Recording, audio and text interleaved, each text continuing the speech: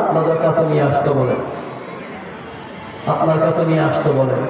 বাচ্চার মাথার মধ্যে হাত দিয়ে জিজ্ঞেস করেন তার বাবাকে, সবাই শুনে মতো সে বলবে তার বাবার নাম। জুনাইদ রহমতুল্লাহ বলেন যে বাচ্চার কথা আপনারা বলতেছেন সেটা আমার সামনে নিয়ে আসেন আপনারা। বাচ্চাটার মাথার মধ্যে হাত দিছে, দিয়ে বলেন ইয়া বাবুস। বাবুস বলা হয় দুধের সন্তানকে।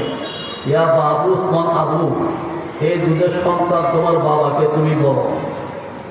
পৃথিবীর মধ্যে 11টা সন্তান দুধ পান করা অবস্থায় কথা বলছে, তার মধ্যে এই একটা সন্তান সে চিৎকার করে বলে যে অমুক রাখাল হলো আমার বাবা। আসলে এ ধরনের অবৈধ কাজ হয়েছে একজন রাখালের সাথে, সেই নাম দিয়ে দিছে জুনাইদ রহমতুল্লাহ আলাইহি একজন বুজুর্গের ব্যাপারে।